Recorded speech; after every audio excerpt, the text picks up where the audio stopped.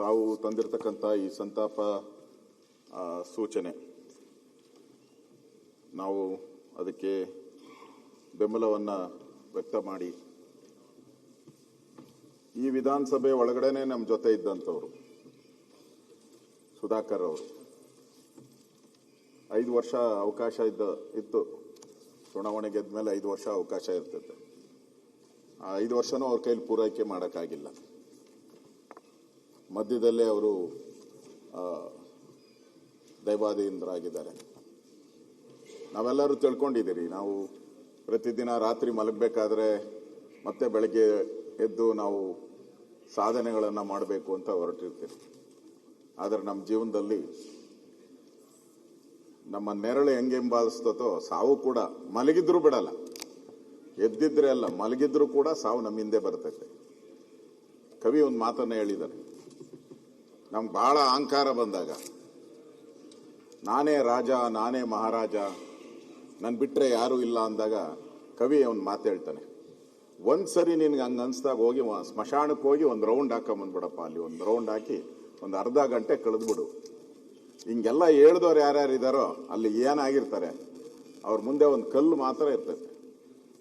ಒಂದು ಕಲ್ಲು ಬಿಟ್ಟು ಅವ್ರ ಹೆಸರು ಬಿಟ್ಟು ಬೇರೆ ಏನೂ ಇರಲ್ಲ. ಯಾರೋ ಒಳ್ಳೆ ಕೆಲಸ ಮಾಡಿದರೆ ನೀವೇನಾದರೂ ಒಳ್ಳೆ ಕೆಲಸ ಮಾಡಿದರೆ ಒಂದು 4 ಜನ ಹೂವು ಹೋಗಿ ಪ್ರತಿ ವರ್ಷ ಅರ್ಪಣೆ ಮಾಡ್ಬೋದು ಅಷ್ಟೇ, ಒಳ್ಳೆ ಕೆಲಸ ಮಾಡಿದರೆ. ಹಾಗೆ ನಾವಿವತ್ತು ವಿಧಾನಸಭೆಯಲ್ಲಿ ಕೂಡ ಈ ಸಂತಾಪ ಒಳ್ಳೆ ಕೆಲಸ ಮಾಡಿರುವಂಥವ್ರಿಗೆ ಅವರನ್ನು ನೆನಪು ಮಾಡಬೇಕು ಅನ್ನೋದ್ರ ಬಗ್ಗೆ ಈಗಾಗಲೇ ಮಾನ್ಯ ಮುಖ್ಯಮಂತ್ರಿಗಳು ಅವರ ಆತ್ಮೀಯ ಸ್ನೇಹಿತ ಸುಧಾಕರ್ ಬಗ್ಗೆ ಮಾತಾಡಿದ್ದಾರೆ. ನನಗೂ ಭಾಳ ಸುಧಾಕರ್ ಭಾಳ ಪರಿಚಯ. 2008-09 ನಮ್ಮ ಸರ್ಕಾರ 110 ಸ್ಥಾನ ಬಂತು. 3 ಸ್ಥಾನ ಶಾರ್ಟೇಜ್ ಇತ್ತು ನಮಗೆ. ನಾನು ಜಯನಗರ ನಮ್ಮ ಕೌಂಟಿಂಗ್ ಹತ್ರ ಕೂತಿದ್ದೆ. ಇನ್ನು ನನ್ನ ಕೌಂಟಿಂಗ್ ನಡೀತಾ ಇತ್ತು. ನಂದು ವೆಂಕಯ್ಯನಾಯ್ಡು ಫೋನ್ ಮಾಡಿದ್ರು, ನೀನು ಹೋಗಪ್ಪ ಅಂತ. ಇಲ್ಲ ಸರ್, ನಾನು ಇನ್ನೂ ಗೆದ್ದೇ ಇಲ್ಲ ಅಂತ. ಗೆಲ್ತೀಯ ನೀನು ಹೋಗು ಅಂತ ಹೇಳಿದ್ರು.